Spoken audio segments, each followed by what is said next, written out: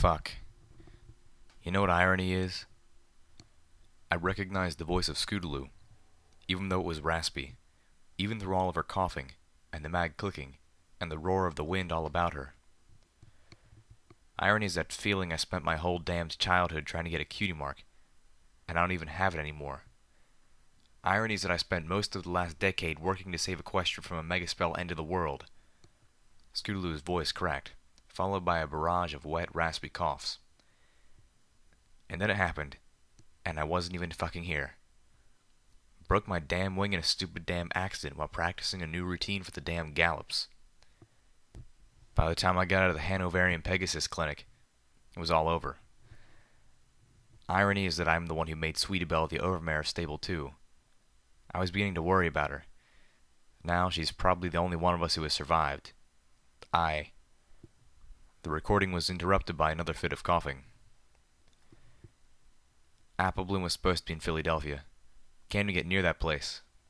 The pony had died from the radiation in minutes. I was actually considering banging a hoof on Stable 2's door, but then I saw all the bodies. Sweetibelle did right. Didn't open the door for any pony.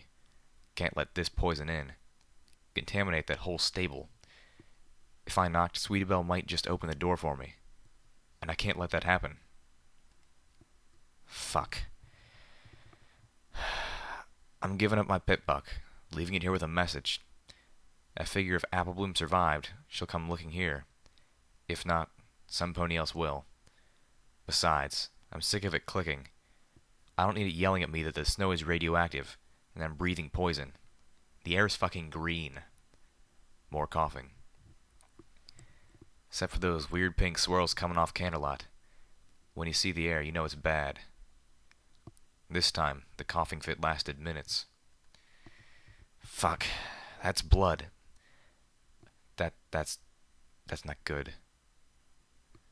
They kept telling us the cloud curtain was for our own protection, keeping the radiation and megaspell pollution from getting into Pegasi cities. Who knew that they were telling the truth? Fuckers said the brand is to mark me as some pony who's been below.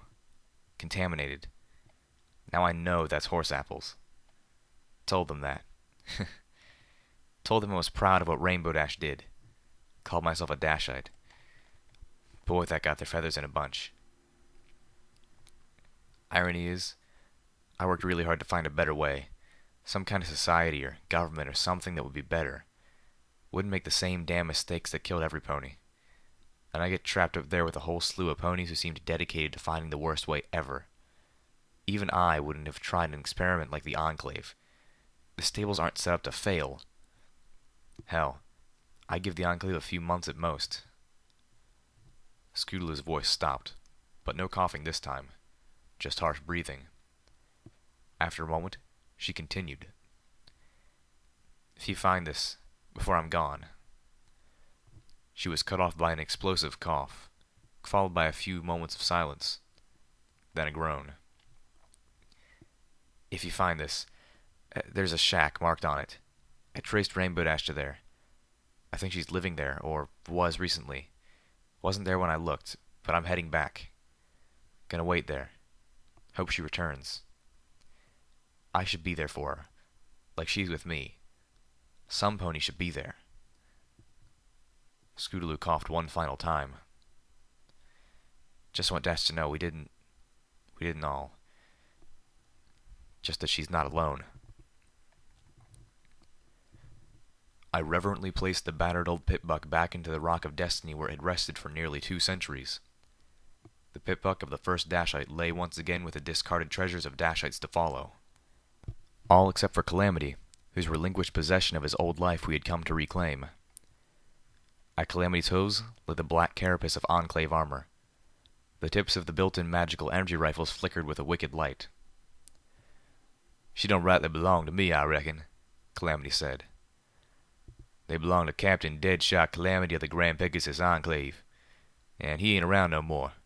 But after seeing Velvet put on that zebra suit, I figure it's a mite stubborn and foolish of me to not at least drag her out and carry her around with us, in case things get bad enough to call for putting her back on.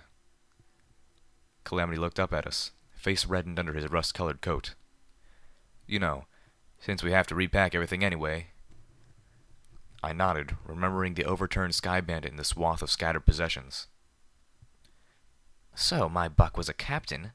Velvet Remedy purred, wrapping the Enclave armor with her magic and floating it off the ground. My buck? I felt the stirrings of a chuckle. I'd been sure that Calamity would end up being Velvet Remedy's Calamity, not the other way around. But the mare certainly wasted no time. I smiled at both of them. This was good.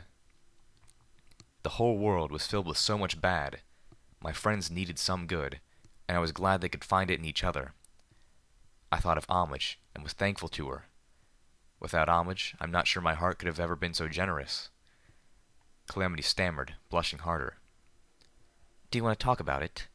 Velvet asked gently, rubbing her head soothingly yet coaxingly against Calamity's neck as she floated the creepy black carapace to their side. Well, she's got quad Nova Surge rifles, my own design. That's not what I meant. Calamity stared away. I know. He turned back to her. Really, there ain't much to tell. They made me captain, and with the promotion came new duties. I was assigned to lead a wing of scouts down below the cloud curtain. He saw my surprise and explained. The Enclave ain't stupid. They've been sending scouts down here just about twice a year to get the lay of things for ages. Then they put out little reports telling the civilian ponies that the world down here ain't ready for us yet, or the air ain't breathable. Keeps every pony happy to just fritter away their lives above. Only that ain't how it is down here. Ain't been for a long time. And when I saw that, well, I kinda made waves. Then on my third patrol, I saw a bunch of raiders hitting a caravan. I knew it was coming. Your policy? Yep. Ordered my wing to take the raiders out. They refused. So afterwards, I had them locked up for insubordination. Higher-ups took unkindly to that. Told me they was giving me one chance to correct the path I was on, or there'd be hell to pay. Calamity snorted and dug at the ground with a hoof. They put me in front of an assembly to address every pony and tell them how there ain't nothing down there to save yet. Show 'em all just how much I was hitched to the party wagon. Velvet Remedy backed up and looked Calamity over. Well, that was foolish of them. Yep. Calamity's muzzle broke into a grin. I reckon it'd been so long since some pony had bucked the Enclave that they forgot it could happen. I stood right up there and told every pony what we needed to get down there now. He paused. Well, then, you know what I mean. Anyways, I told them I was leaving, and they were free to follow. Calamity lifted a hoof to scratch his mane under his hat. Didn't hear about how I was supposedly killed my own wing till about 6 months later. I remembered what Calamity had said back in Philadelphia. Most dictatorships I know of tend to go around hell and high water, either to discredit or destroy opposing voices like that. I trotted over and wrapped a foreleg around Calamity in a hug, which I note was a little tricky since he was a fair bit taller than me. Thanks, little Pip. Something occurred to me. So, I asked Calamity as I dropped back to all four hooves. Most of the Pegasi don't realize what's going on down here, huh? They ain't bad ponies, little Pip, Calamity whinnied. They're just being bamboozled by the leaders. Even in the best of governments, the ponies at the top don't tell the rank and file what's actually going on. He trotted in place a little. You think the better folk of New Appaloosa have any ideas just how connected they were to Redeye's? I remembered the way the ponies in Turnpike Tavern laughed at the notion of that buck on the Sprite Bots being any pony's leader. On the other side of the bottle cap, I was willing to bet Sweetie Belle didn't tell any pony in Stable 2 about the friends and relatives dying just outside the stable door, breaking their hooves against it as they begged to be let in. Hell, I was supposedly the leader of these ponies, and I was keeping secrets of my own. The truth about the Mystery of Peace and the Megaspells came swiftly to mind. So, I suppose that Calamity's assertion was true. Lil Pip, if most of the ponies up there saw for themselves what's going on down here, they'd buck the damn Enclave and pony up to help. Calamity's confidence faltered. Well, most being at least more than half, I reckon.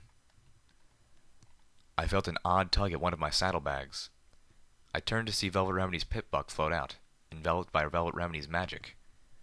I watched the polished pip-buck, with its custom engraving of Velvet Remedy's singing nightingale, glide across the air and gently sit itself down in the Rock of Destiny next to Scootaloo's. I hope it's not presumptuous, she said to Calamity, sounding slightly apprehensive. I'm not a Dashite, but I am leaving an old life behind, and it feels wrong to be taking something out without putting something in that place. Thank you kindly, Calamity responded, approving. I brought up the inventory sorter on my pip-buck, scrolling through it until I realized with a pang that I didn't have anything from my life in the stable to give up. I stared forlornly at the Rock of Destiny, feeling like I was failing somehow. I'd already left everything in Stable 2 behind.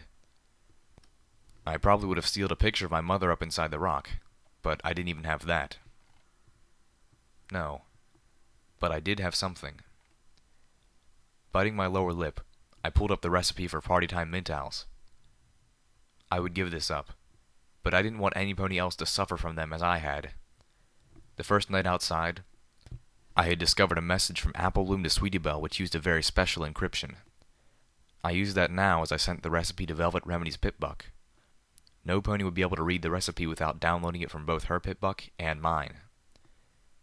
I erased the recipe from my pip-buck. Somehow, it was both liberating and frightening.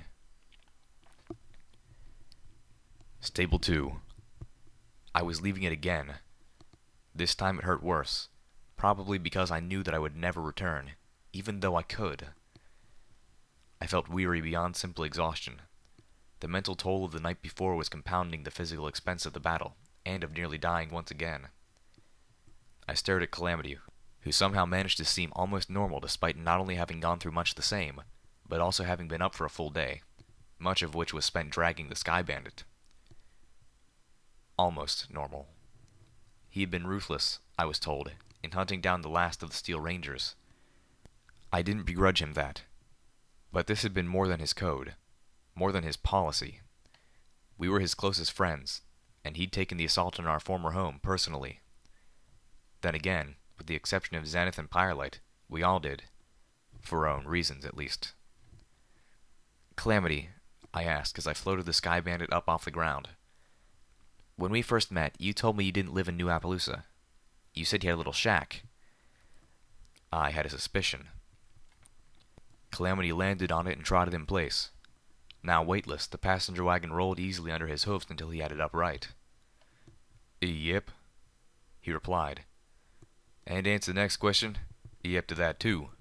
Got the marker off the first Dashite's pip-buck by linking it with my armor, just before giving it up.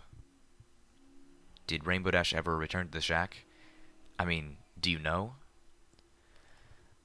I don't reckon she did, Calamity stated, his words sending a wave of bitter sadness through my heart.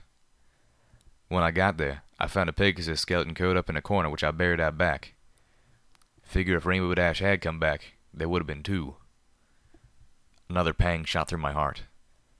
Calamity had done better for Scootaloo than I had for, well, any pony who had passed on. I felt a steely resolve building within my sorrow. Before we go, we should bury the skeletons in the apple cellar tunnel, I said firmly. I know we're on the clock, but damn it if I'm going to leave here again without doing that. Calamity nodded, just like I knew he would. Velvet Remedy trotted closer, levitating another pile of scavenged goods. This would be so much easier if I had a find our stuff spell. You know, if we're taking all these detours, we might as well swing by my old place, Calamity suggested. I could gather up a few tools, and Little Pip could have a crack at the floor safe no pony's been able to open. There was a twinkle in his eyes when he said that. I heard Velvet stifle a snicker. I face-stuffed. Oh, now that's just not playing fair. The cleanup in the Rock of Destiny had already eaten the first hour of daylight, and the burials would take up more. We'd be lucky if we made Fetlock by sundown. But then, floor safe. A floor safe in a shack that both Rainbow Dash and Scootaloo had once called home, if extremely briefly, no less. The curious little pony in my head was prancing around eagerly, suggesting all sorts of possibly important or interesting things that might be inside. I shot Calamity a look. You think you can use my weakness against me that easily? Yep. I hoof-stomped. Okay. Yes, you can. But just this once. Yeah, sure. Ultimately, The burials added less than an hour to our departure time. Steelhooves' outcasts weren't all painted and ready to leave until halfway through the effort. "I'm glad you're finally with us," a paladin buck named Bitterbright told Steelhooves as they finally began to march into the Sky Bandit. "It should have been sooner," Steelhooves stated grimly. "I should have done this when there was a chance for a peaceful break. This will be a civil war, and a bloody one." Paladin Bitterbright nodded. Star Paladin Crossroads has already locked Elder Cottage Cheese's communications down, and sent out warnings to those in the other contingents who would follow us. With any luck, they'll be able to slip away before word of what happened here reaches the other elders. I swallowed. What happens then? Paladin Bitterbright neighed. If we'd done this years ago, with an elder taking the lead, then those who believed the Steel Rangers should be following the Ministry Mare and helping the ponies of Equestria could simply have transferred to the new elder's contingent. We would have been looked upon poorly, but the voice of an elder is law. Now, the Steel Ranger outcast took a moment of silence before continuing. Now, we're seceding. We're traitors and mutineers. Once the elders learn of this, any within their ranks who empathize with us will be exterminated. Oh, Celestia grant mercy. "Hopefully," Steelhooves added. "those who would join us can make it out before then. They'll be galloping towards Stable 29. We will need to have it secured by then, or they'll just be galloping into a trap." Well, except for Trottingham. Night Strawberry Lemonade piped up, joining the conversation as she moved to stand uncomfortably close to Steelhooves. My friend looked around as if searching for some trivial task to give her. In Trottingham, there are more of us than there are of them. In Trottingham, I bet the elder will be the one abandoning ship. The pony in my head whimpered, watching my actions ripple out into war and bloodshed. I'm so sorry. For what? Paladin Bitterbright asked. None of this is your fault or your doing, except that because of you and your friends, this squad isn't dead at Nova Ranger's hooves, or still trapped in that stable school waiting to die of thirst and starvation. He nickered. This battle started the moment Nova Ranger killed one of us and locked the others away, and that happened hours before any of you showed up. This is on her, and on us. Hell, we should be apologizing to you for not saying enough until after the others started slaughtering the poor pony folk in the Ministry Mare's stable. "It's on me," Steelhooves said with finality. "This has always been on me." As he plodded past me, he lowered his helmet and whispered into my ear. "It's better that my child never knew me." Blackwing and her talons flew with us part of the way, delivering news of their victory back to God, along with the details of a 5-year plan that the Overmare and Blackwing had sketched out upon my suggestion. "You're sure we shouldn't stand there with you at Stable 29? "No," Steelhooves told Calamity. "This is an internal matter now." I listened to DJ Pony's broadcast in my earbloom. But there had been no news of Stable 2 yet. Nothing that could forewarn the elders that their ranks were breaking. I prayed that the silence would last until I reached Homage. It was another stroke of luck that Calamity's shack was only a little bit out of our ways towards Fetlock in Manhattan. It was, however, completely in the opposite direction of Splendid Valley. I began to worry what Redeye might be doing if we delayed too long. I was hoping that his twisted generosity would extend to giving me time to rest after everything I had gone through. What will we do once we reach Tempony Tower? Zenith questioned. Will Redeye even let you go there? Night Strawberry Lemonade asked, moving to a bench near me. Steelhooves had managed to successfully maneuver behind several other Steel Rangers, preventing her from reaching him. I found the little dance amusing, partially because her voice was so cute, even more so coming from inside that fearsome armor, partially because it was finally some pony else's turn to feel a little uncomfortable. Redeye has that place surrounded, I said, frowning. Shooting our way in would be a bad move, but we could try to sneak our way in. I recalled what Homage said in her fake letter to me. Then, later we can meet where we met before, and I promise. Well, no need to dwell on what she promised. The important part was, I know of a roof access that Redeye's troops probably don't, and I believe Homage is watching for us to land there. The others nodded. Zenith looked a little concerned. Will they even allow a zebra inside? Homage will, I assured her. Zenith may not get the run of the tower, but there was no way we were leaving her out in the cold. As we approached the turning point for Calamity's shack, Blackwing swooped close, flying alongside the Sky Bandit. The Griffin signaled me. "Do you think Gardenia will be satisfied with the payment?" I called out over the rush of the wind. Blackwing barked a laugh. "I think she'll be surprised. Disturbed, maybe. She was hoping for rights to draw from Stable 2's water talisman. Instead, she's getting an offer to move the entire damn population of Stable 2, along with its most valuable assets, to her domain." As Velvet Remedy had determined, Stable 2 could not afford to remain isolated for much longer. The population needed to be genetically spread, to introduce new breeding stock from outside. But they couldn't just open the stable door. Not with Stable 2 near the edge of the Everfree Forest and an hour's trot from Raider territory. They needed to move.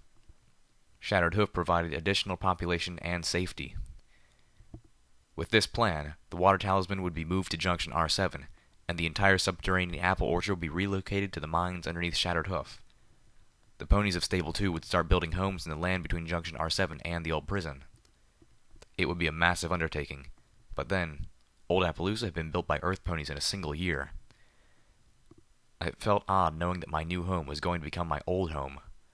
Within 5 years, Junction R7 was going to be the center of a town. "I'm more worried about the delay," I called out. "It's going to be a few months at best before the ponies in Stable 2 can actually start to move. Right now, the area outside Stable 2 is just too dangerous." The Everfree Forest exodus, however, was just a part of the problem. I was even more worried about retaliation from the Steel Rangers. So for now, the stable was sealing itself up again. The ponies of Stable 2 needed time to process and cope with the trauma. They needed time to clean the stable and rebuild their lives. They wouldn't be able to forget, and part of me thought that was good, as it would prevent them from losing sight of what they owed and the changes that needed to be made. "God's patient," Blackwing commented. "But you've got other problems. Only way to ferry the orchard to Shattered Hoof is by rail, and those tracks pass through New Appaloosa." Crap. That's right. "We'll work something out," I assured her. "But I've got to deal with Redeye first." I sounded more confident than I felt. But Calamity's words had reminded me that while there might be questionable or even downright villainous ponies in the high places of New Appaloosa, the bulk of the townsfolk were good ponies. Hell, Ditzy-Doo lived there. The thought of the Ghoul Pegasus brought up another responsibility. I had to find a way to thank her. We all owed her our lives. Without those stealth bucks, which she had given freely to aid Blackwing in saving the ponies of my home. I moved away from the edge of the Sky Bandit as Blackwing veered off, the other griffins following closely. Butcher blew a kiss in our direction. I think it was for Steelhooves, but I had no idea why. Maybe just a camaraderie that comes with a mutual love of excessive firepower. Calamity winged us in the other direction. "This won't take long," I assured Steelhooves and the outcasts. "That's one giant cloud of scary black smoke," Calamity commented as we approached his shack. The smoke from the Everfree Forest fires had tinted the air an angry salmon hue. Calamity's shack, nestled halfway up a rugged plateau, was slightly closer to New Appaloosa than it was the closest border of the Everfree Forest. But while it was nowhere near the fires, the prevailing winds were blowing the smoke for miles. I'd come accustomed to the strange, sickly quality of the air outside, but Scootaloo's Pip-Buck message brought back memories. That first morning in the Equestrian wasteland, how the sheer oddness of it struck me.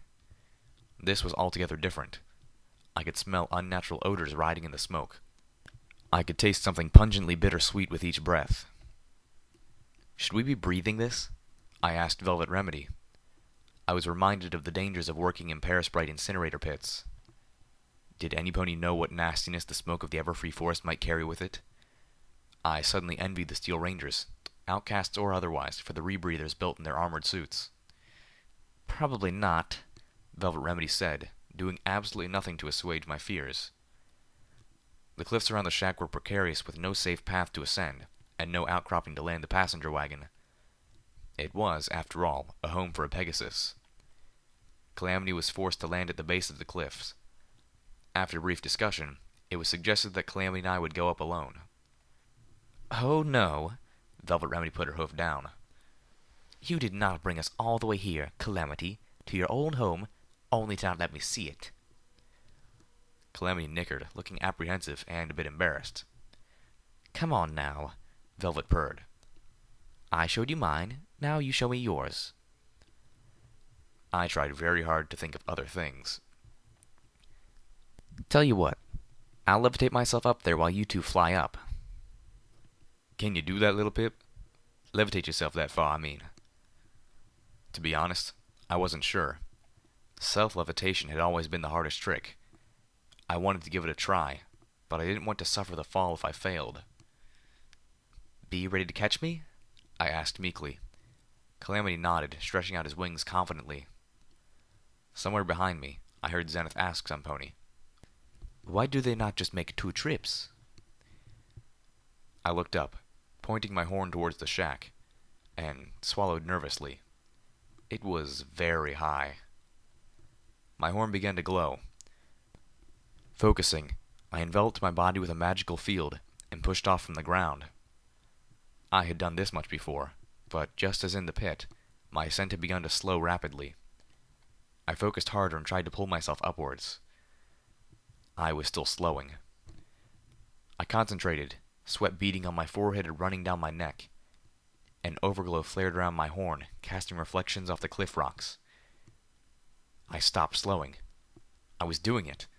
I was pulling myself through the air. I was pushing exhaustion. The effort was almost painful, but I was doing it. I was flying. I lay on the little strip of wood that amounted to Calamity's front porch, panting heavily. My legs didn't want to hold me up. Oh, they could if I asked, but they didn't want to. It was worth it, though. For just a little bit, I was actually flying. It had not been a graceful act of freedom, as I was neither Pegasus nor a bird. It had been work, like galloping uphill against the wind. But I had done it, and for a moment, all the horrors and pain of the last few days was forgotten in the rush and exertion. I wondered how long it would take Calamity to fly up here with Velvet Remedy.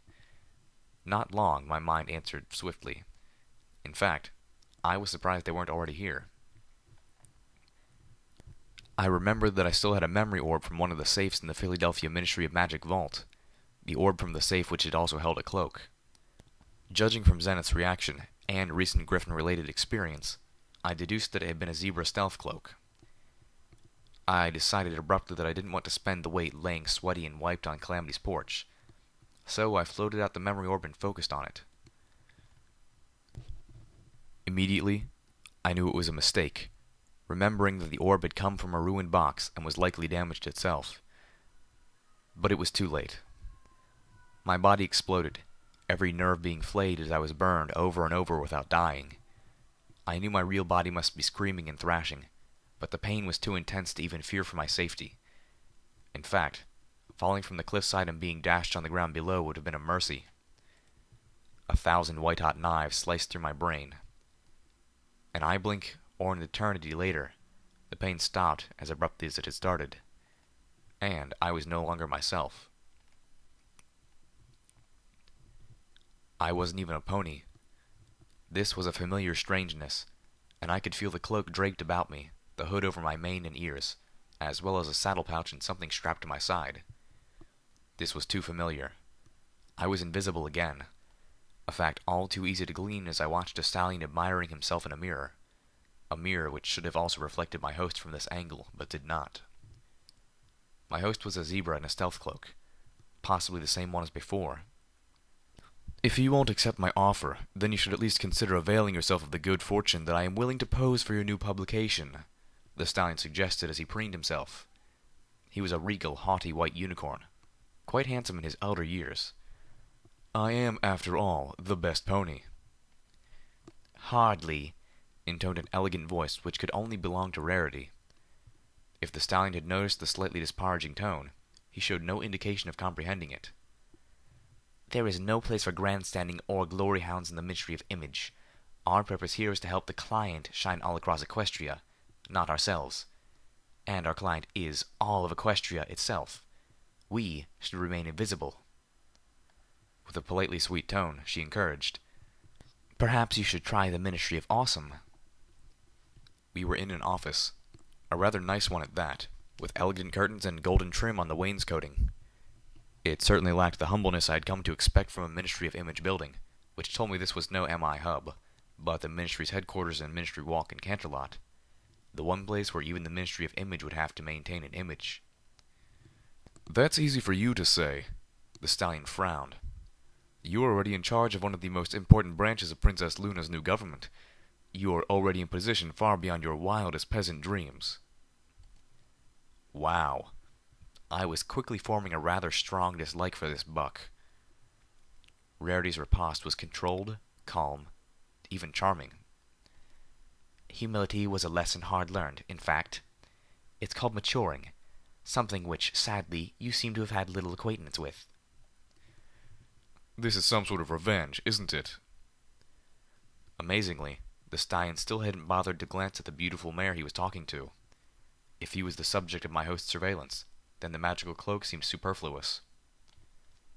A lady is not vengeful, Rarity informed him with a refined tone. But you're not a lady, the stallion replied thoughtlessly. You are a government official. I wanted to deck him. You are quite fortunate that I am a lady, Rarity responded, her voice lowering, and that I do not have a nearby cake.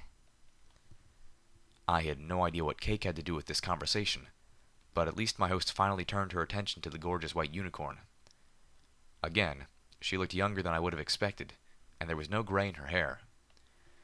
She really knows how to take good care of herself, I thought admiringly. I bet she dyes her mane. And I am a prince, the stallion informed her, finally deigning to turn his gaze away from himself and towards the mare he was addressing. Proposal? Really? Rarity rolled her eyes.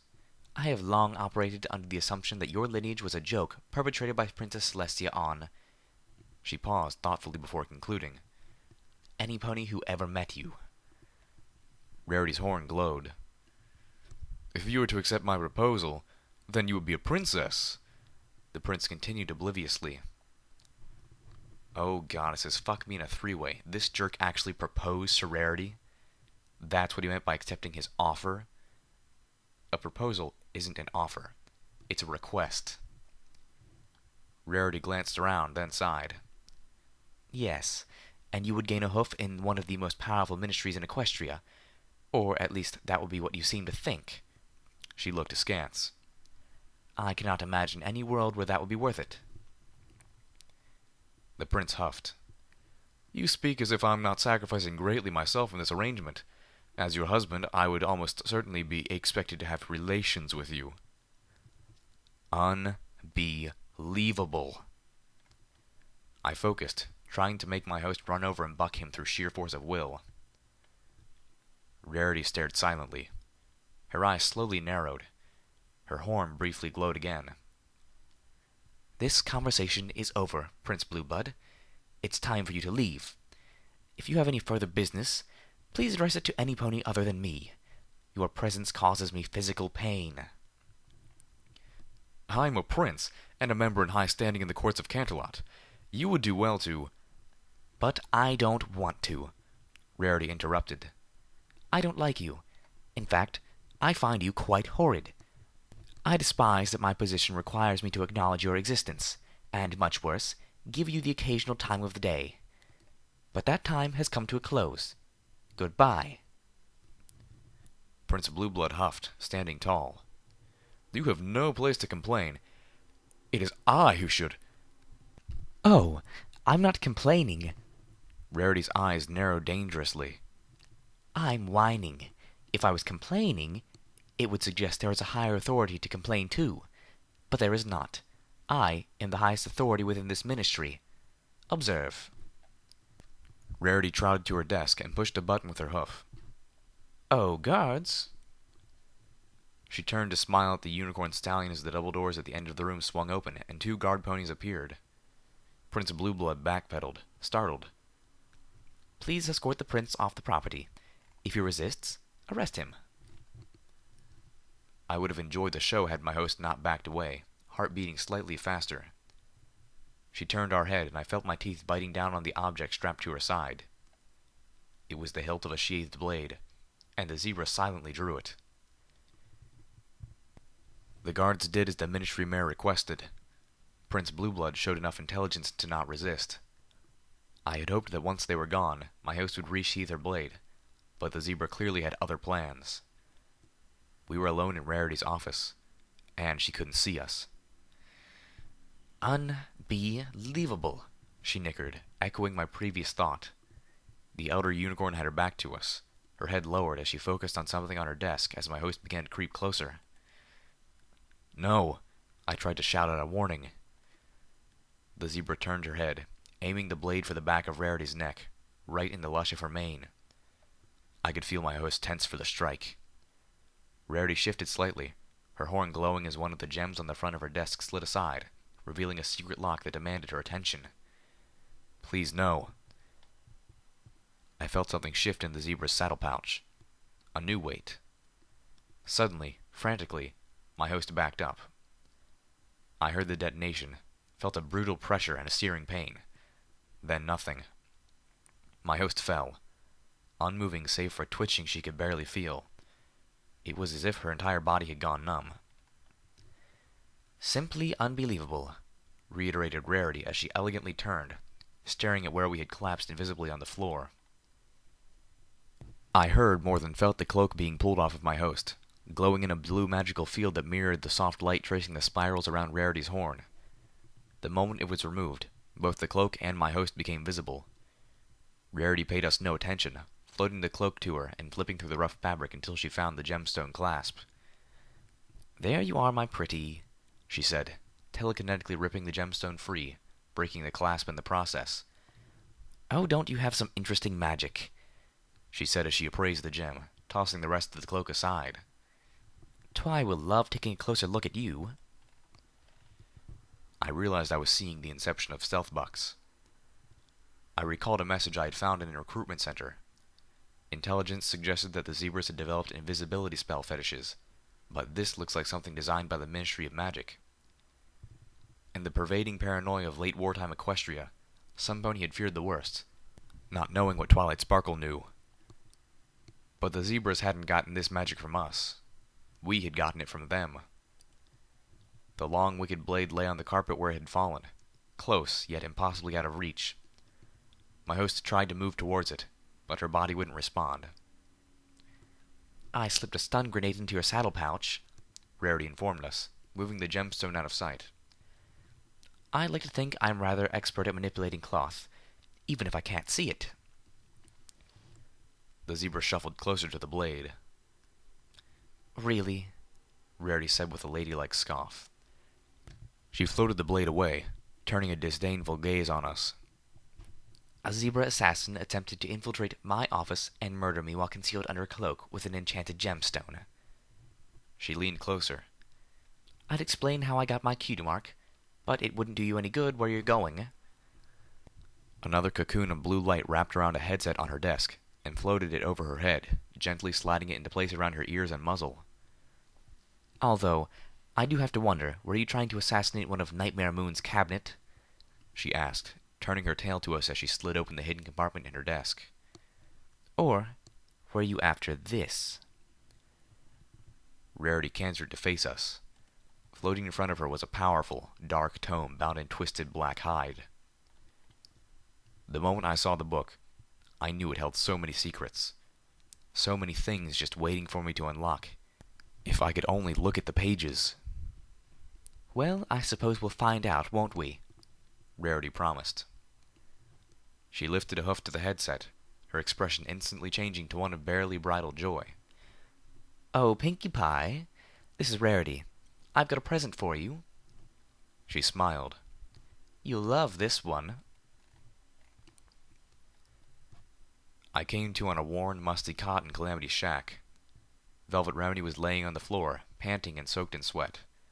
Calamity himself stood towering over me, shadowed from the light coming through the window over the workbench behind him. "What happened, little Pip?" "Where?" I blinked, looking around. "What?" "You made it all the way up," Calamity asserted. I saw you do it, but we were most of the way up here when you screamed, thrashing like you were on fire, and flung yourself from the porch." "I fell?" My eyes went wide. I turned, looking around. The door to the shack was open. I blinked as the image of the black book swam in front of me, much like having turned away after staring at a bright light and seeing the shape of the light dance before your eyes. But nothing in a visited memory had ever left such an imprint outside of the experience. I blinked, clearing my vision. I could see the porch where I had been laying. The memory orb was nowhere in sight. "Darn tootin' you fell," Calamity retorted. "We had a hell of a time getting you up here, even after you went limp. Been worried sick. What the hell happened?" I looked towards the empty porch again. My instinct was to lie. But there wasn't a lie that wouldn't end up worrying my friends needlessly. "I made a mistake. While I was waiting, I touched a memory orb. Only it was damaged." "You did what?" Calamity snapped. "On the porch? Little Pip, I barely caught you."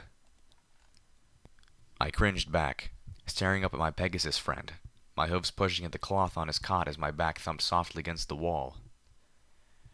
"You know, it's hard enough flying while you're carrying one pony. I can't do it with two when the second one is bucking and screaming like she's been eaten from the inside out," Calamity lashed out. Unpleasant nightmares about parasprites washed through my mind. "You nearly brought us all down. Velvet Remedy had to use a magic to carry you. And I'll remind you that she ain't nearly as good at that spell as y'all are." I turned a nervous look to Velvet. She was so exhausted that she could barely return my gaze. "I don't think after all she's been through last night that maybe she didn't deserve for you to make us all scared to death that you're dying from something in that smoke." Oh, goddess. The weight of what I'd thoughtlessly done to them crushed me down. I started to shake. The hurt from my shame and Calamity's righteous anger broke the floodgates, and suddenly the emotional deluge of the last half week consumed me. The horrors of Philadelphia slavery, the pit, the threat to Homage, the slaughter at Stable 2, my mother. "I'm sorry," I yelled back, bursting into tears. "I fucked up. It was horrible. I'm sorry." "God dang it, little Pip," Calamity growled back angrily. "Your curiosity is going to get you killed one of these days, and today you nearly took all of us along with you."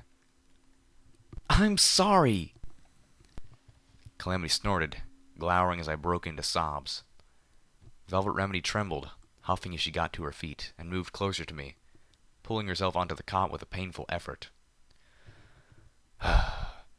"Okay," Calamity insisted. "Ground rules. From now on, you don't play with one of them things unless you're on the ground, out of combat, somewhere safe. And you have one of us watching over you." Having laid the law, Calamity allowed his expression to soften. His own utter exhaustion finally showed through his eyes. He gently wrapped me with one wing. The two of them stayed with me until the tempest passed. "Now buck up, little Pip," Calamity finally said, prodding me with his wing. "You gonna have a look at that safe or not?" I nodded, although for the first time I really didn't feel right about allowing my curiosity to be sated. I slid slowly from the cot and looked at the floor beneath it. It was, at most, an average lock. Even in my distress, I could open it easily, with or without tools. The safe clicked open. Amongst the saddlebags worth of decayed personal effects, one item sat gleaming and unblemished by time. A statuette of Rainbow Dash. Her pose was powerful, wings spread, and a huge grin was on her face. "Go ahead," Calamity said softly. "Take it. I know you collect those things." "But don't you want it?" I asked, surprised. "I already got her cutie mark burned in my flanks. I figure she's already close enough to me." I nodded, then carefully reached out with my magic, experiencing a sudden surge as my magic touched the statuette. I was better. I felt like I could be better than I had ever been before. Do anything. Nimbler, more graceful, But much more than that. I was, in a word, cooler. The inscription was what Rainbow Dash inscription had to be. Be awesome. Calamity stepped out of his shack and into the oddly reddish-orange air. He was encased in the terrifying black carapace of his old Enclave armor. The tips of his 4 Nova Surge rifles glistened wickedly. He tested his wings and the scorpion tail. Then he lowered his head and hoofed off the helmet. He looked back up, letting the smoky wind catch in his orange mane. He looked weird without his hat on. Forget it, he huffed with a stomp. I'm not going round like this. He turned and trotted back into the shack. I'd rather be shot. It took him less than a minute to shuck the armor. Velvet Remedy wrapped it in her magic, making sure to also collect his helmet from the porch. Well, at least take it with us. You may change your mind when you see whatever forces Redeye has around Tenpony Tower. Fine, he grumped. I've grabbed everything I want. Let's just go. I paused. Calamity, I know you were hoping to sell a bunch of those slavers' weapons up at Tenpony, but I really think we should give them to Ditzy-Doo. You know, as a thank you for what she did for Stable 2. Velvet Remedy neighed. That would be a rather impersonal gift, little Pip, and possibly a painful one considering what the slavers have done to her. I frowned, wincing. Besides, do you really want to give New Appaloosa more weapons right now? I had to admit that I did not.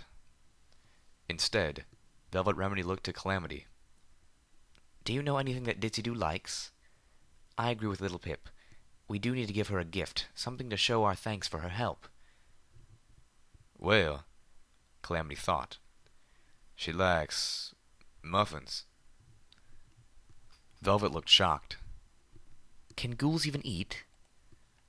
Apparently they didn't have to, but they could. I smiled. Between Homage and Zenith, we had the best cooks in the equestrian wasteland.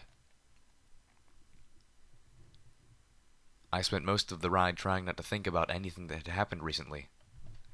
I knew that if I did, I'd start crying again. Instead, I tried to focus on the discussion between the outcasts, but they delved into the internal Steel Ranger politics, and I felt my attention drifting. Night Strawberry Lemonade sat next to me, chiming into the older members' conversations at every opportunity. Strawberry lemonade, I thought, sounds delicious. I groaned, catching myself before my imagination went too far south. I needed Homage. I looked over the side of the passenger wagon. Twilight was spreading across the wasteland as we approached Fetlock. Below, I spotted the mostly collapsed ruins of that first cottage, but the wandering merchant and his mechanical owl had moved on. As we approached Fetlock, I spotted the faint column of smoke rising up from the pony hole that led us to Stable 29. More curled up from nearby drainage gates. There were no sounds of fighting. This is either very good, Steelhooves commented, or very bad. As we drew closer, a Steel Ranger moved out of the shadows. There was a flash of light. I ducked, expecting impact. But it hadn't been a weapon. It was a flare. Thank Applejack, I thought I heard Steelhooves mutter. It was good news. I let out a breath. It was about time the equestrian wasteland threw us a break. Our luck continued to hold as we glided through the night over the Manhattan ruins. As we approached the top of Tenpony Tower, I could see the firelights from Redeye's camps below, ringing the tower on the ground and lighting up the Celestia line. They had taken the exterior of the 4-star station. Griffins flew in patterns around the tower, but they flew low, looking for targets on the ground. I realized with a start that Redeye didn't know about the Sky Bandit. He knew we had a Pegasus, so he could suspect we had faster transport. But he had to allow for the possibility that we were walking, and if that were true, we'd barely be making Manhattan now if we traveled here straight from Philadelphia. We had time. We had a problem. There was an alicorn perched on the roof of Tenpony Tower. Her shield was down, all the better to spot incoming little pips. I could shoot her, The silenced zebra rifle would more than do the trick. But the moment she went down, every alicorn in the area would know. And there was a good chance Redeye would too. The passenger wagon lurched hard. Horse apples. Calamity grunted as we began to sink out of the sky. The spark batteries were drained, and our poor Pegasus was too exhausted to handle the sudden change in weight. He nearly fainted from the strain. We began to plummet. Frantically, I concentrated on wrapping the Sky Bandit with my magic. If I could pull myself through the air, maybe I could slow or even reverse our fall. My horn flared brightly. The strain hit me like a shock, buckling my legs, reminding me that I hadn't slept in over a day. We were still falling. I pushed harder, grasping, my body trembling. A layer of overglow burst from my horn. Sparks started to shoot from its tip. The glow around the Sky Bandit became brilliant. It attracted the attention of the griffins below as we plummeted towards the patrol line. The griffin turned towards us, lifting her sniper rifle, and fired. Now, everyone knew we were here. But I couldn't focus on that. I was pouring everything I had into trying to slow our descent.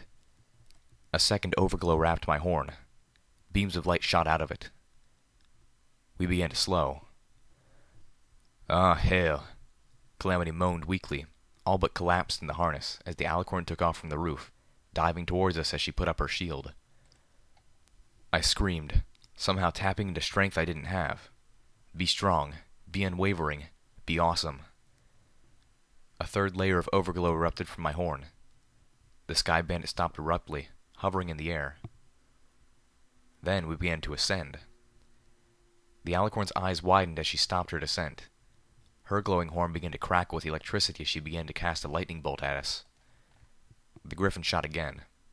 This time the bullet hit the wagon, leaving a small hole in the roof. The griffin began to reload, and was engulfed in green flame. Twilight hooted happily and swooped back up after us. Velvet Remedy tossed her shield around the Sky Bandit. The first bolt of lightning struck it, and the shield imploded, but it kept us from being hit. Part of my mind realized that the shock from a strike would obliterate my concentration, and we would fall to our deaths. The alicorn was flying upwards, back towards the roof, keeping a safe distance between herself and us as her horn began to crackle again with electricity. Twilight landed next to Velvet Remedy, looking proud. Zenith had shattered another flask on the floor and was stomping on it. As a second bolt lashed out, the zebra grabbed my mane in her teeth and pulled me onto her back. The powerful electrical bolt hit the Sky Bandit, arcing all about the metal frame. Velvet let out a ladylike squeal and collapsed. Twilight squawked and tumbled to the floor of the passenger wagon. Zenith and I remained unharmed, protected by her insulating potion. We continued to rise. There was nothing else we could do. The alicorn landed back on the edge of the roof. Motes of magic began to form a ring about her, forming into eldritch darts. From somewhere on the rooftop, a lashing beam of cosmic energy struck the alicorn, rippling the shield where it pushed through to strike the monster directly. The shield imploded as the alicorn was reduced to luminescent moon-colored ash. I floated the Sky Bandit onto the rooftop. Homage was waiting there for us, the alien weapon floating by her side. As soon as she saw me, she galloped into the passenger wagon and wrapped me in a big hug. Homage. I could smell her, feel her soft coat, and the warmth of her body. My own body relaxed in her embrace, and once more, I began to cry. A zebra! Homage squealed happily. Zenith cringed back as Homage offered her hoof. She doesn't like being touched, I told the sexy gray unicorn. Homage lowered her hoof and nodded. And who might you be? Zenith asked, prompting introductions. Inspiration hit me. Homage, would you allow... I paused. Could you ask DJ Pony if Zenith could spend some time at the MASEBS? Homage and Zenith both looked at me curiously. Please? I asked Homage. I'm sure it could be arranged, Homage said trustingly. I turned to my zebra friend. DJ Pony has cameras all over the equestrian wasteland. Maybe one of them has seen your daughter, or her tribe. The zebra's eyes widened. I saw a glimmer of hope. Homage smiled. Yes, please. And I'm sure I can get DJ Pony to let you peek at some of the archived footage. I'll show you how to do so, then leave you in private. She blushed a little. Little Pip and I are going to be busy, but we won't be far away. She likes spankings and bondage, Velvet told Homage in a conspiratorial, overly loud whisper. I stared at her, wide-eyed and blushing hotly. That's not true. Homage raised an eyebrow. Did you two talk about liking bondage and spankings? She asked innocently. No. I mean, yes, but... Oh. Homage feigned understanding. So, you talked to Velvet about liking bondage? No, me, but... Ah, crap. So you do like it. Homage was grinning way too much. I gave up, hanging my head and accepting the doomedness of the situation. I narrowed my eyes, whispering to the charcoal-coated mare. All those times I fantasized about you, that was before I learned you were evil. Don't worry, Homage said, wrapping a foreleg about me as she smiled, her eyes twinkling as she glanced to Velvet. Last time I learned you were multi-orgasmic. Tonight, I'm going to find out just how many you can have before you pass out. She nibbled one of my ears.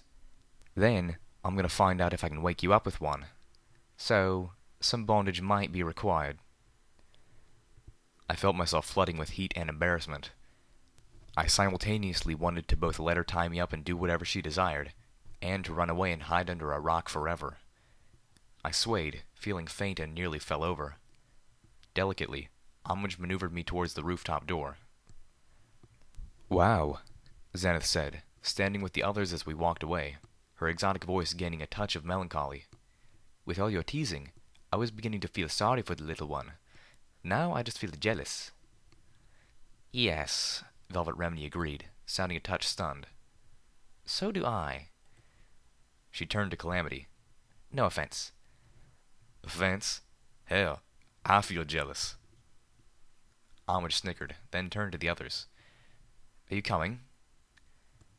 I stopped, at first thinking that she was inviting them to watch.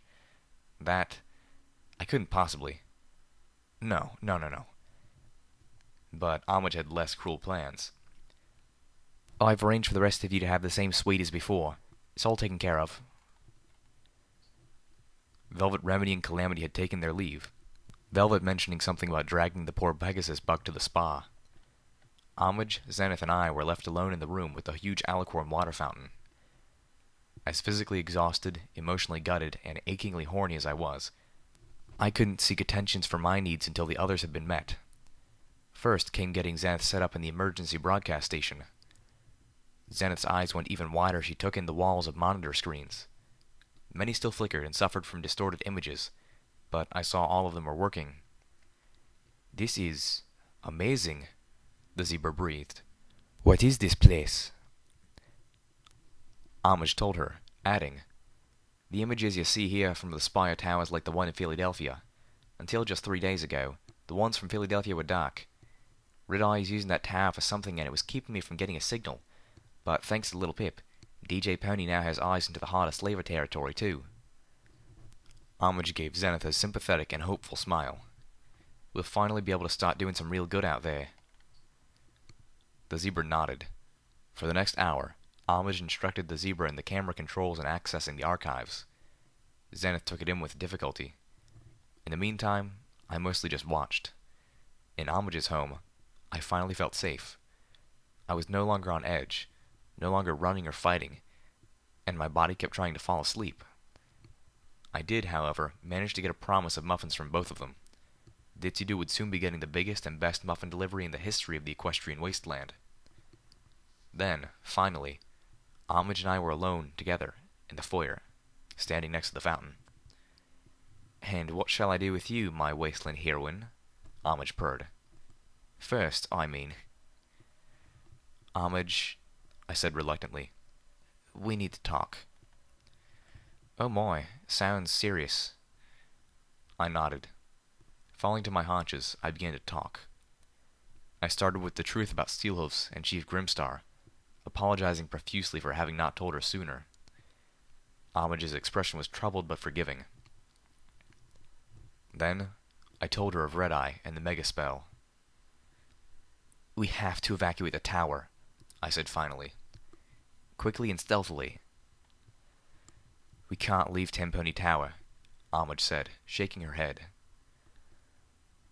I know they have you surrounded, but maybe with the Sky Bandit, or through the tunnels, I fretted. It can't be impossible. Homage shook her head again. No, some of the population maybe, but even then, I can't leave here. We can't let Redeye take this place. Look, I know DJ Pony's important, but he's not as important as your life. She couldn't understand that, of course, but I had seen the Gardens of Equestria. I knew. Then you seriously underestimate the need for a voice of truth and hope in this ruined world, Homage told me. DJ Pony gives the ponies of the Equestrian Wasteland the warnings and advice they need to survive. But more than that, he gives them comfort and the hope they need to make surviving worthwhile. I looked away and nodded, feeling ashamed. She was right. And while I would say that DJ Pony is the most vital thing that we need to preserve and protect here, he is not the only treasure in this tower. I looked up in surprise. This was new. Homage brushed my hair tenderly, even as her own blue mane fell into her eyes. Little Pip, love, she said, the words shooting thrills through me, igniting desires and dreams. Tempony Tower was a prominent hub for the Ministry of Arcane Sciences. It's not a hotel or a mall. There are secrets here. Secrets? I asked, that damnably curious pony in my head perking at the mere idea. What sort of secrets? I could tell Homage was debating whether or not to tell me, but only for a moment. Little Pip, did you ever wonder how I could stay here, DJ Pony's public assistant, when the stuffy lot in this place despises him so? I had to admit, the question had never occurred to me. There is a secret society within Tempony Tower. They are the ones, I dare say, who are really in charge. She backed up and looked around. There are places in this building that are sealed off from the general public, places where the Ministry's secrets played out, all manner of magical research and development. She looked at me, tossing her hair out of her eyes. You know that annoying shield spell the alicorns all have? It was developed here. I found myself looking up at the age-darkened bronze statue, the alicorn in the room. And you haven't seen how powerful that spell can get if you pump enough power into it, Homage told me. The only reason the alicorn shields can be punched through with the right firepower is because they can't manifest it at anywhere near full power. Actually, I said, remembering the supercharged alicorn from Philadelphia crater flying through the building, her shield tearing apart walls and supports. I think I have.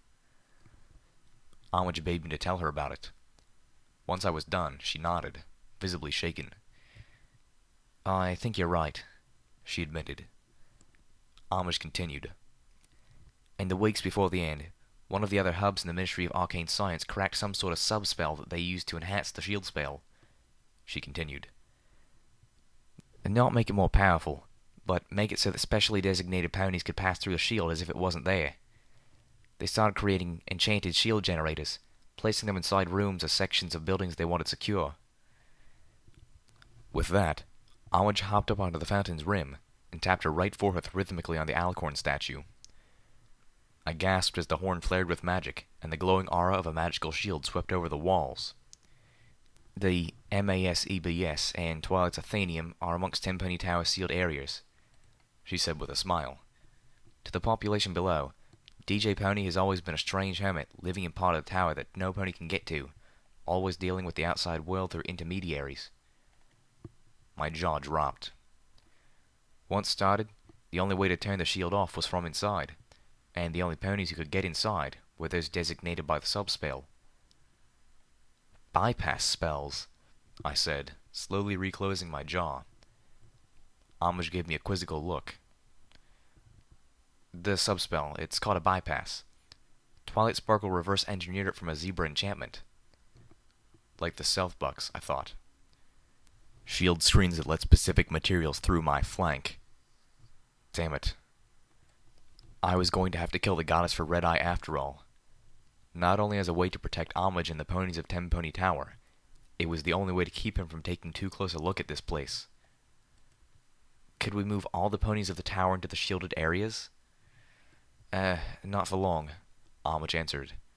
And I don't think it would do that much good. If that balefire bomb goes off, it'll take out the foundation and everything that's not protected. All the shielding in Equestria won't save us from that fall. Glumly, she added, the shields that were used to protect the whole building haven't worked since the first one. I know, I told her, recounting how a wrong turn in the basement had brought me to the room full of generators. I didn't mention the maintenance pony who had died from shrapnel when the megaspell overloaded them and they all imploded. Another realization struck me. Redeye is researching a way to trick a bypass, I warned her.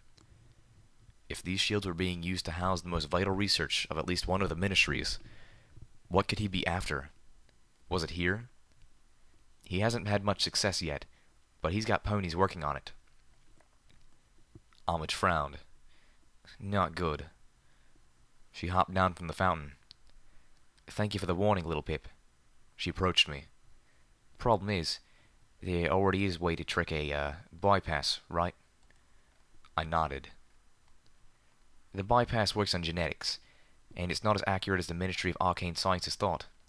Close family members of the designated ponies, or even a direct descendant of them, can get through a bypass.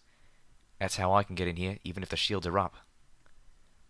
Homage looked back at the alicorn, and then to me.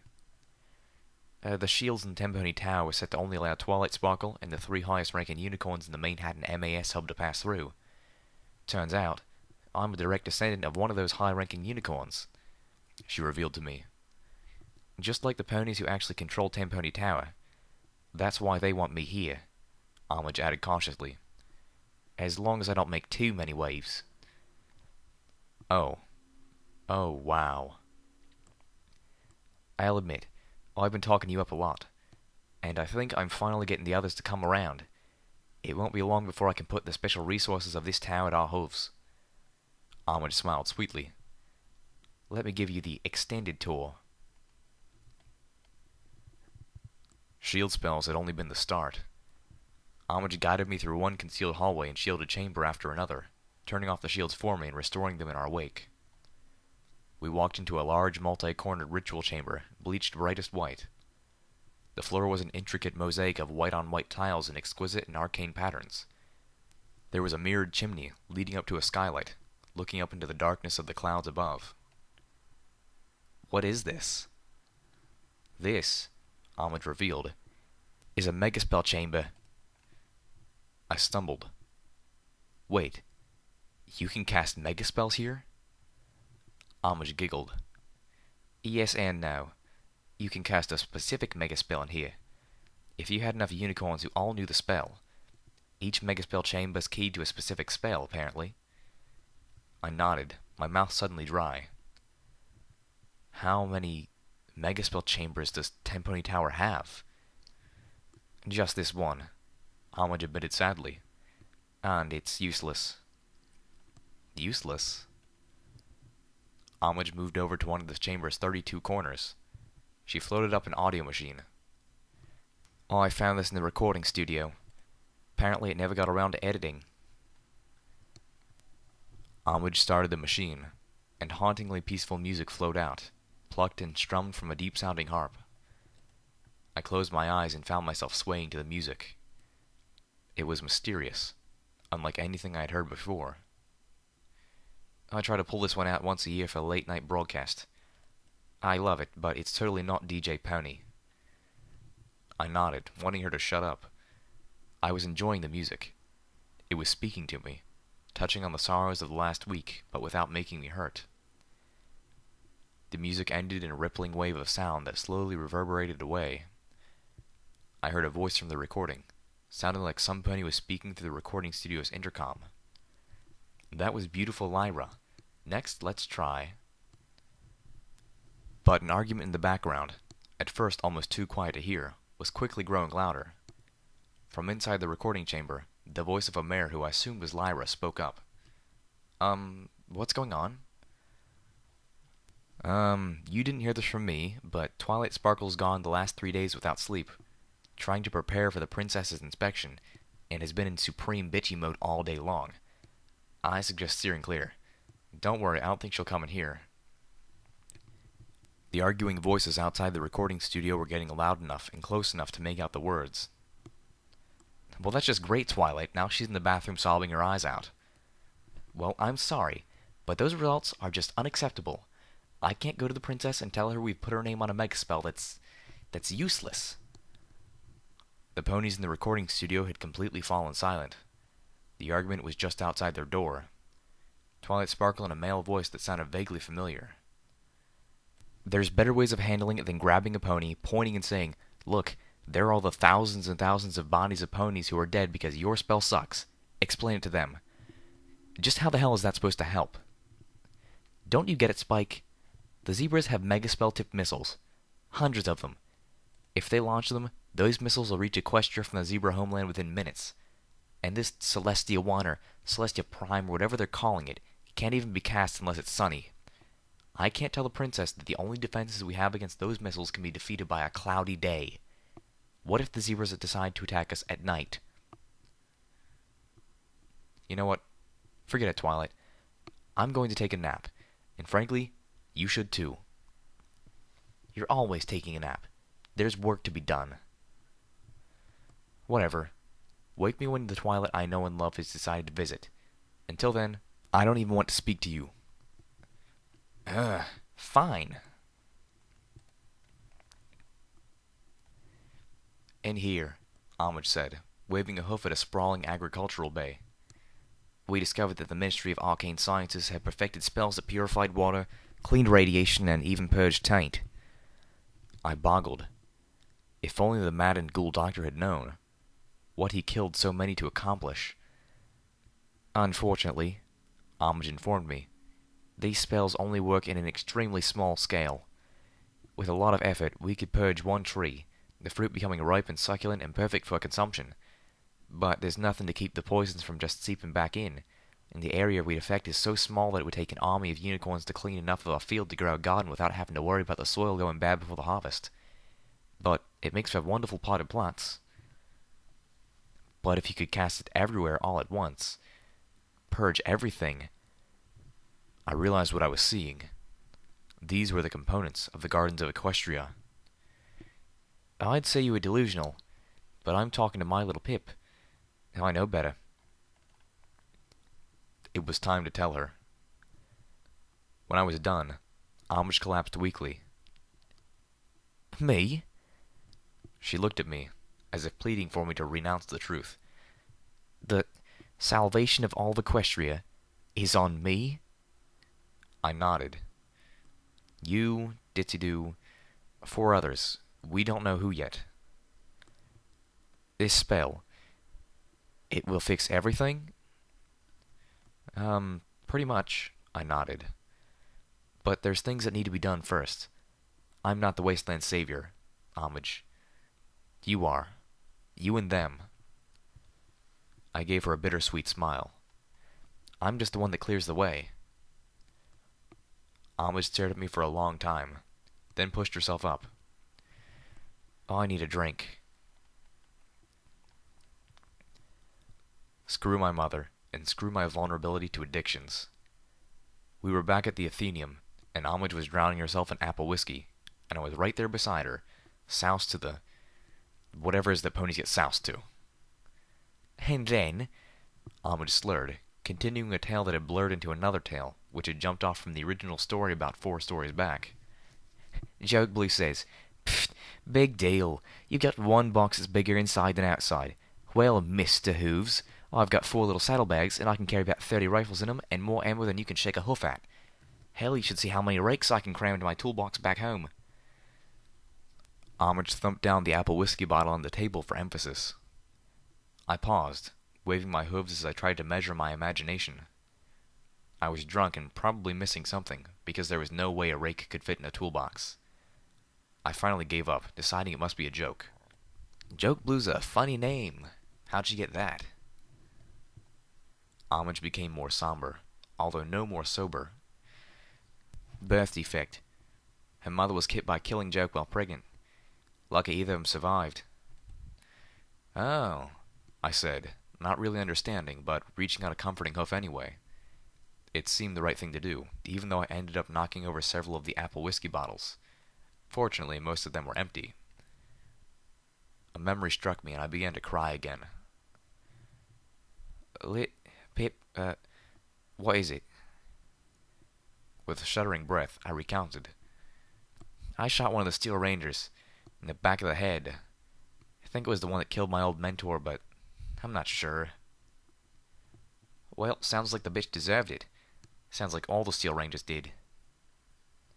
Yeah, I know, but I just snuck up and shot her, and kept shooting, even after she was dead, until I'd emptied little Macintosh into her corpse. My breast heaved with a shudder. I don't like the pony I'm becoming. I think I'm losing myself. My voice hitched. Monterey Jack was right. I'm running out of me to save. Homage was by my side. I didn't remember her leaving her chair.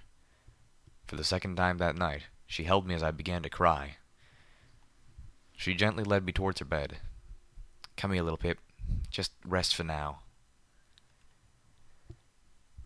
If Redeye had any problem with me staying at Tenpony Tower, he did nothing to show it.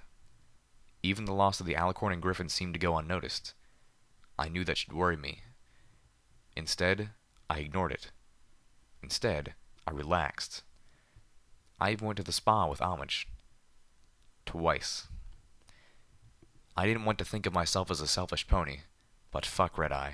I needed this. And hadn't I earned at least a little of it? Maybe not, considering my mistakes. The damaged memory orb, that really stupid battle plan, going behind the wall alone. But if I didn't, then my companions certainly did. I had hoped that Zenith and Homage would get along. But while Homage seemed to like the zebra, Zenith maintained a thankful but remote demeanor, even a touch frosty. It made the muffin-baking sessions in the kitchen awkward enough that I spent that time in the library, sitting at the table, researching and reading. I had just finished a comparative reading of the library's unabridged version of Applied Gemstones with my own, and was staring up at the huge painting of Splendid Valley when Zenith trotted in. Any luck trying to find your daughter? I asked, trying to sound casual as I reminded her what an exceptional and unique tool Homage had put at the zebra's disposal. Yes and no, Zenith replied. I have seen signs of her tribe. They have been living in the foothills beneath the Canterlot ruins. She quickly added, safely outside the cloud, but I have seen no sign of my daughter. Still, I thank you for this. You should be thanking Homage. I have. Then why do you act so cold around her? The zebra contemplated me, judged me, then finally said, Did you not see the weapon she used? Your lover has been touched by the stars. She is cursed. No good can come of her. Zenith walked out. Well, fuck. It would seem that even now there was no reasoning with a zebra when it came to that nonsense. I was probably lucky I didn't step in any star-spawn blood, or she might think I was cursed too. There's no such thing as curses, I called out after her in frustration. With a deep sigh, I buried my head in the scattering of books. A few minutes later, Homage strode in, a puff of muffin batter on her nose. Now then, she whispered huskily as she wrapped her forelegs around me. I flushed, feeling a pleasant, uncomfortable fluttering wash over my body like I'd fallen into a bed of butterflies. Where was I? That fluttering coalesced in my nether regions, becoming a very warm and joyful difficulty to bear. 23, wasn't it? Oh my goddesses. She was actually counting. The sky bandit cut through the air as we approached Splendid Valley. The sky was crisp and slightly stained with smoke. The valley below was a rocky wasteland completely barren of life. Scattered small holes were the only warnings that the caves beneath were home to dozens, if not hundreds, of the most dangerous monsters in all of Equestria. Hellhounds. I floated out my binoculars and stared towards the horizon. A sinkhole several miles across indicated where the balefire bomb had been detonated. The bomb had been snuck in underground and detonated. The surface above had collapsed into the toxin-filled tunnels below. Over the last 200 years, The sinkhole had weathered and eroded into a wide crater. It glowed faintly, even in the daylight. It was marked with hundreds of holes. On the cusp of the crater, I saw the crumbling walls of the Maripony. Once a station for gem mining, the building had more in common with Shatterhoof than any of the ministry hubs that I had seen. It could have passed for a fortress, but a devastated one. The explosion and sinkhole had torn away part of the foundation and crumbled the rest. About a third of the building had collapsed into the crater. The rest had suffered a megaquake. Whoa, Nelly. If the goddess done survive that, I reckon she probably earned 200 years of living. What is the plan, little one? Plan? Velvet Remedy chuckled. I think little Pip's just planning to go in there and shoot her. My friends had all spent the last couple days in much-needed recovery, as had I. Despite the mounting hopelessness of our mission, everyone was well-rested and back in form. If I was going to fail and die, I was happy it would be like this, with these ponies. No, wait. Zebras weren't ponies. With these people. Well, then it's a darn good thing I sold all those guns and bought us plenty of ammo. Even managed to get some enchanted ones for little Macintosh. Don't know if they're enchanted with a goddess slaying, but we can hope. I checked my pip buck and brought up my eyes forward sparkle. I checked the date and time. Ditsy Doos should have her muffins by now. I smiled to Zenith. Thanks for your help with that. I'm sure she'll love 'em. It struck me that when Zenith and I had walked across the moat and outside the wall, I had been in the equestrian wasteland for over 5 weeks. Now it was nearly 6. 6 weeks from apprentice pip-buck technician to would-be deity slayer. My life is surreal. Velvet Remedy leaned close. So, how high did you get to? I blushed hotly and buried my face in my forearms. Look sharp, Calamity called out. Income at high 8. My head shot up. I pulled up my binoculars again. 5 glowing orbs, alicorn shields, were heading towards us from Maripony. Damn it. I should have worn that damn Enclave gear after all, Calamity cursed. Lil Pip, reassemble Spitfire's thunder. We're in for a bumpy ride. I levitated the magically augmented anti-machine rifle from Calamity's holster and began putting it together. 4 midnight blue alicorns suddenly appeared, flanking us. The stars curse me to 1,000 rapes by the horn of Nightmare Moon, Zenith whispered next to me, shocking me nearly as much as the alicorn's arrival. You've been around Little Pip for too long, Velvet suggested, floating out her shotgun. The alicorns were already casting their shields. Welcome to the home of the goddess. The voice boomed in my head, reverberating with its own echoes. Oh, Velvet moaned, wavering. This is not good. Put away your puny weapons and come. You are my guests, for I, the goddess, have nothing to fear from you. Oh, no. No. If and she ain't got nothing to fear from us, why the show? Hell, why not just send us packing? Zenith looked between the 3 of us. What are you speaking of? But I knew. Oh, by the goddesses, the real ones. I knew. Heavily, I said, because she wants us to do something for her. We were guided into the crumbling building. As we landed, we saw at least 3 dozen more alicorns standing about the crumbling ruins. In a single movement, in perfect unity, they all turned their heads to look at us. It was the unparalleled creepiest thing in the history of ever. Escorted through the doors by the 4 midnight blue alicorns, they dropped their shields. Honestly, they didn't need them. We were totally outmatched. I was surprised when the alicorns brought us to what looked like a security substation within the building. This room seemed largely undamaged, save by time. The rest of the rooms and hallways we had seen were broken and crumbling, fragmented by the subterranean blast and eroded by centuries and weather. This small room seemed almost intact. There was no goddess here. There was nothing but some chairs, a bank of 4 dusty monitors and a microphone, a filing cabinet, and a few ridiculously pristine coffee cups. The area above the monitors was glass, but the long window looked out at nothing but a metal wall inches away. The opposite wall had a recessed door. There were odd grooves on the wall. "I reckon this is our cell," Calamity said. "If so, it would be stifling, and cramped if any of the Alicorns tried to stay in here with us. We will talk, but first the goddess wishes you to see, to understand, and marvel." The voice of the goddess didn't really reverberate, I realized. It was preverberated. Like there were dozens of smaller, weaker voices inside that voice, all trying to say the same thing at the same time, and not quite succeeding. The voice of the goddess was a chorus. "Understand what?" Velvet Remedy asked. Zenith looked at her, confused. "The goddess." The security monitors flickered to life under the dust. One of them displayed colorful ponies in lab coats, milling about a much bigger version of this room, full of monitors and mainframes and banks of blinking lights. "Ready when you are," a chartreuse pony with the cutie mark of a flask filled with bubbling green liquid said, glancing up at us through the monitor. "These are images of the far past," Zenith intoned. The second monitor looked down on the vast factory floor.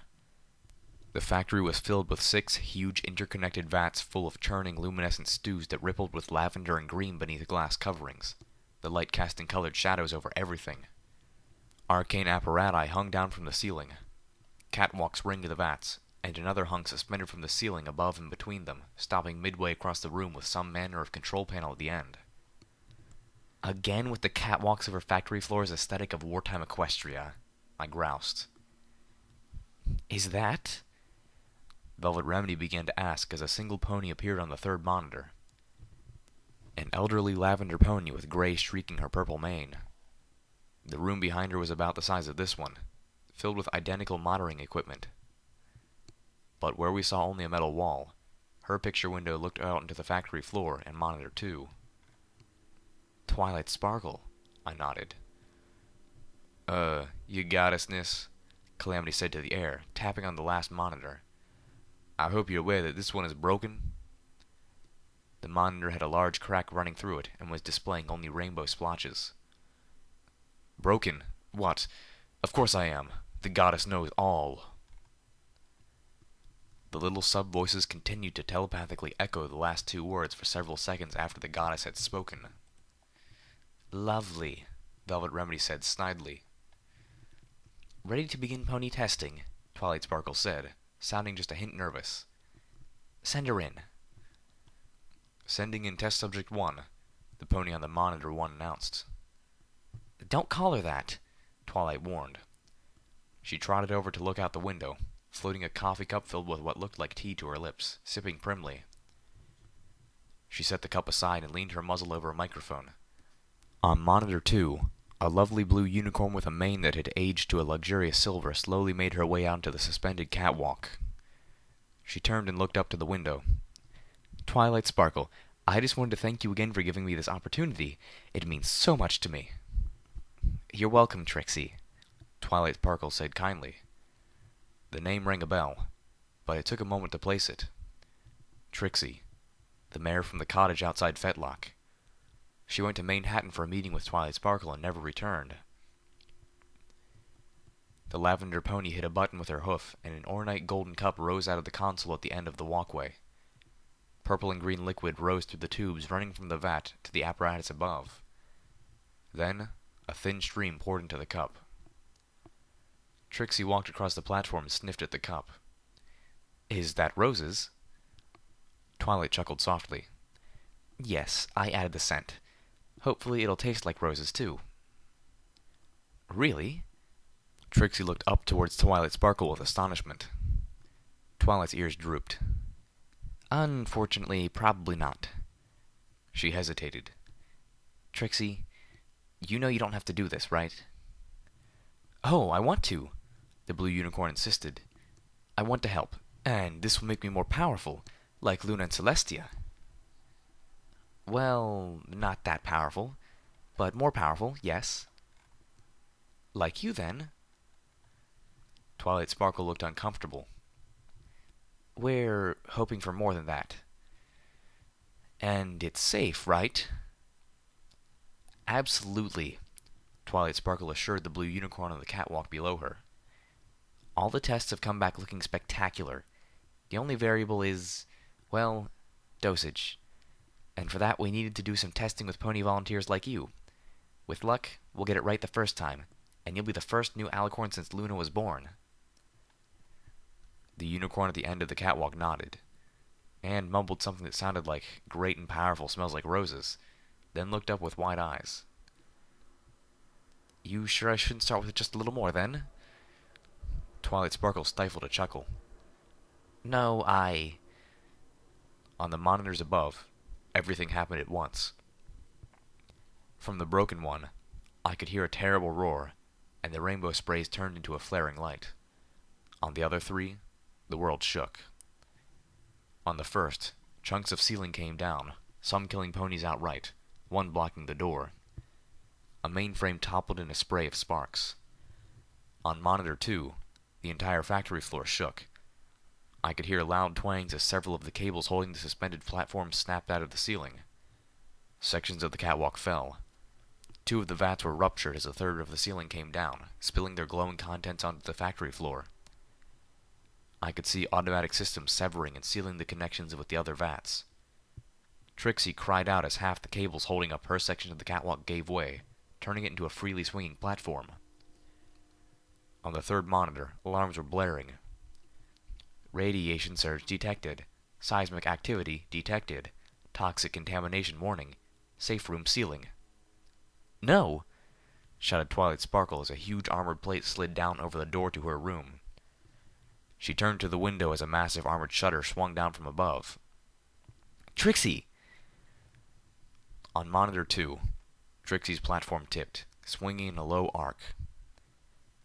The unicorn slid down the inclined surface, trying to find purchase, as the lower end of the catwalk segment impacted the glass roof of one of the vats, shattering it. The blue unicorn plunged into the vat. All of the monitors flickered and went dead. The 4 of us stood in the security room, shaken, our eyes peeling away from the monitors to look at each other. Monitor 3 flickered back on.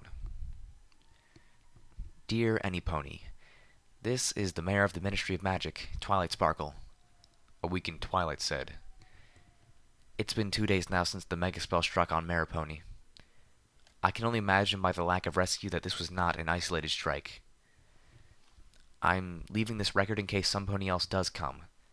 I'm trapped in safe room 3 on Maripony VATS level. The elder lavender pony addressed the camera. The safeguards that should allow me to open it aren't working, and unfortunately for me, I designed these rooms to withstand a nearby megaspell strike, so the room is more than a match for my own magic. Calamity, Velvet Remedy, Zenith, and I all watched the monitor, realizing we were watching Twilight Sparkle's goodbye letter. My vision began to blur wetly. I tried to force myself not to cry. I'd cried too much this week already. But the tears rolled down my cheeks anyway. I'm out of food, and the safe room's water talisman seems to have been corrupted.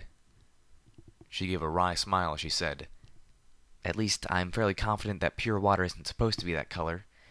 I'm also beginning to suffer hallucinations. I think that I'm hearing the screams of the ponies in Maripony, like something horrible is happening to them. I know that's impossible. These walls are soundproof. I keep hearing Trixie's voice in my head, screaming. Sometimes it gets so bad. The lavender pony waved it off. Not important. What is important is that we tried. We tried, and we came so very close. Another week, maybe even just a few more days, and the work we did here would not only have changed the war. I believe we could have forced a peaceful resolution. What's important now is that we still have one more chance. Find Spike. He's my most loyal assistant, my #1 assistant. Find him. Twilight Sparkle seemed to sleep. The monitor flickered out again. Spike. The monitor burst back to life. Twilight Sparkle's haggard face was pressed close to the camera. She looked atrophied, crazy. Something's going on here. I don't know what, but it's bad. If you're a Maripony, get out. Get out while you can and drop a Zebra missile on this place. Suddenly, there was a loud metallic grinding from the speaker below Monitor 2. On the monitor, we watched as the metal plate over the door lifted up. The metal shutters over the windows lifted. Monitor 2 sprang to life. The vat room was a disaster. The floor was waist-thick in mixed fluids. Something swam in the water. No, not swam. The body of a light red unicorn pony was being dragged through the liquid by a telekinetic tendril. We watched as the tendril hauled the body out of the pool and up the side of one of the vats. A moment later, the body disappeared over the lip and into the vat. Streaks of blood rose up several of the vats. On Monitor 3, Twilight Sparkle was crawling towards the door, too weak from hunger and dehydration to stand. Unable to stand, she couldn't see what was just outside her window. Light flared in the room, a blue light that took the form of Trixie. The blue unicorn stood, shimmering, in front of Twilight Sparkle. From this angle, we could clearly make out her face as she spoke to the lavender unicorn who once bore the element of magic. The Trixie illusion spoke, but no words came out. "I'm so sorry, Trixie," Twilight Sparkle whimpered. As the Trixie illusion's mouth continued to move, Zenith pushed past me and leaned close. Our zebra began to read the movements of the unicorn's mouth. "To be sorry for. Your experiment worked after all. It worked more wonderfully than we ever dreamed it would. Don't be sorry. Be happy. We're going to live forever, you and I." I felt a deep, dark chill and prayed that Zenith had mistranslated that. "What?" asked a startled Twilight. "I'm sorry it took so long for me to be strong enough to save you, Twilight Sparkle." Velvet Remedy gasped as the light blue tendrils of telekinetic energy snaked into the room and wrapped around each of Twilight's hooves. "No!" Twilight Sparkle struggled with more strength than should have been possible. "It is time to save you now, Twilight Sparkle."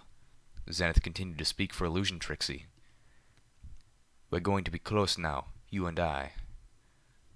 "Oh, goddesses!" Velvet moaned and buried her face in Calamity's mane as the tendril slowly dragged Twilight Sparkle, kicking and screaming towards one of the vats. I was shaking. I wanted, so desperately wanted, to turn away. But I couldn't. Twilight Sparkle let out the last cry as she was dragged over the lip of the farthest vat. One word. A name, I think. But I couldn't make out what it was. The two monitors went blank, and this time, they stayed that way. Oh goddesses, oh goddesses, oh goddesses. I felt utterly numb with horror. Velvet Remedy was crying. Calamity, well, he looked grimmer than ever. The whole room shook, the air filling with the squeal of grinding metal as the shutters over our own window lifted up. We stared out over the vats. This wasn't just a similar room. It was the same room. Centuries had not been kind to the room beyond. Another third of the ceiling had collapsed, as had two of the vats. The pool on the floor had turned to sludge, covered with a sickly layer of dust and floating debris. Swirls of colored light seeped up from the two still intact vats. They danced in the air, exploding like fireworks. In my head, I heard the echoes of half-remembered fanfare, but not from a memory of my own. "The great and powerful goddess welcomes you." "Okay, how in tarnation do we kill that?" "Calamity," I hissed. More swirls of light lifted from the vats. They shimmered, merging together, until the giant face of Trixie loomed above us. But not just Trixie, as little motes of other ponies' faces occasionally burst to the surface, like zits, crawling along the head and mane of Trixie before sinking back. "Fear not, for I, the goddess, already know why you have come. Redeye, that treacherous pony, desires my end. But the goddess is not worried, for the goddess is great and powerful, and Redeye is not." Somehow, through the sheer soul-breaking horror of what I was seeing and what I had just witnessed, the little pony in my head stomped for me to pay attention. She did not like where this was heading. "Fear not," Zenith began, "for I, the goddess, already—" "You can stop that now," Velvet Remedy hissed. "Yet." I squeaked, then fought to find my voice. Redeye has seen these recordings, hasn't he? It matters not that he has seen them. That would be a yes. It matters that he has disobeyed me and plotted against me. It matters that he has been withholding from me. Redeye has not sent me a unicorn in over a year, and the goddess believes he will soon stand in the way of my unity altogether.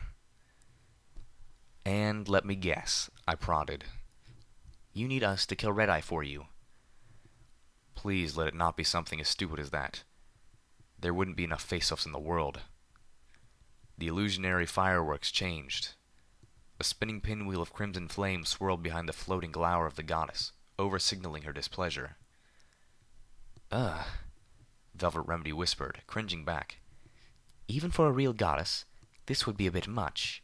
She neighed. Honestly, if we must have an eldritch nightmare of arcane science goddess, does she have to be a freaky carnival sideshow goddess too? Do not be absurd.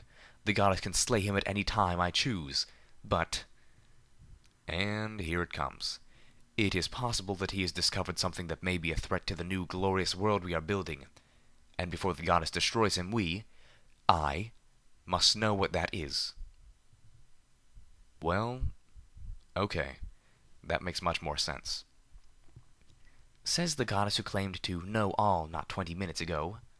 Velvet Remedy muttered. Calamity nudged her with a wing. Would you kindly not go upsetting the telepathic psycho gestalt?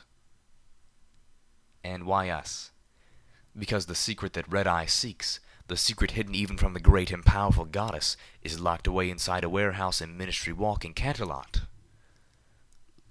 Oh, so that's the place Redeye is trying to get into. I remembered a conversation with Watcher.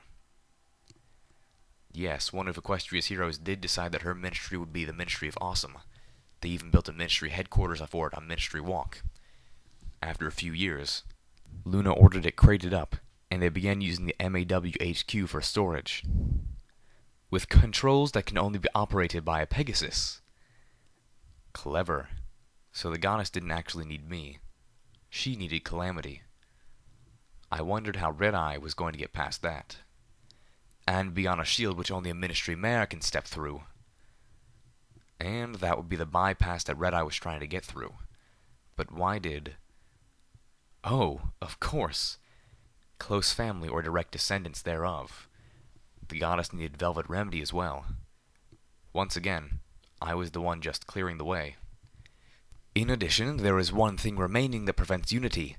A flaw in the process that must be corrected before it can be brought to every pony in the Blighted Land. You know, now that I've seen what this unity is all about, I'm fine with that. That is because you are only a pony. Your kind cannot thrive in this world any longer. You merely survive, and barely at that, but my children can thrive. My children are more powerful, more capable of facing the mutated dangers of this world. The very poisons which kill you make my children stronger. Your children can't even breed, I pointed out. Every single alicorn I have seen is a mare. You have no stallions. Now, I'll agree that can be fun, but when it comes to thriving, that's a doozy of a problem. The main voice of the goddess was silent a moment. Flares and fireworks continued to explode behind her glowing, faces-covered face. They whispered incoherently in my mind, giving me a headache. Like the goddess said, a flaw, but one which can be corrected with the right magic. Let me guess. You want Rarity's little black book. The goddess did need me after all. She needed some pony who could pick a lock. As our alicorn escorts marched us back to the Sky Bandit, all my friends were wondering the same thing I was. What now? Can you all read lips? Zenith asked. Okay, so not all of my friends were wondering the same thing. Redeye still had me over a barrel, but... I stopped like I'd been hit in the face with a bale of hay. I lost all feeling in my hooves as one more horrid realization flooded through me. Lil Pip? Calamity asked. Something in my expression was making him look very worried. She said, Redeye hasn't sent her any unicorns in over a year. My mind flashed back to experiences with slavers. and the little hints that Redeye, or at least Stern, was particularly interested in unicorns. And another unicorn, too. She'll fetch a pretty price, that one. If it wasn't a unicorn, I'd say toss it back in the lake.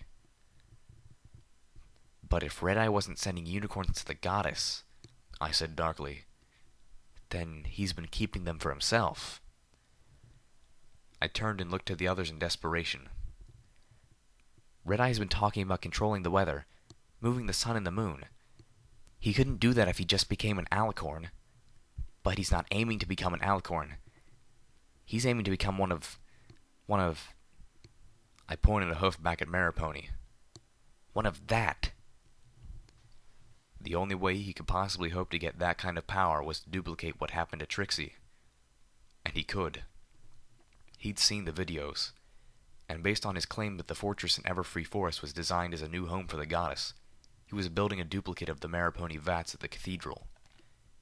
He wasn't sending the goddess any unicorns, because unicorns have the strongest magic of all ponies, and he was keeping them to consume himself.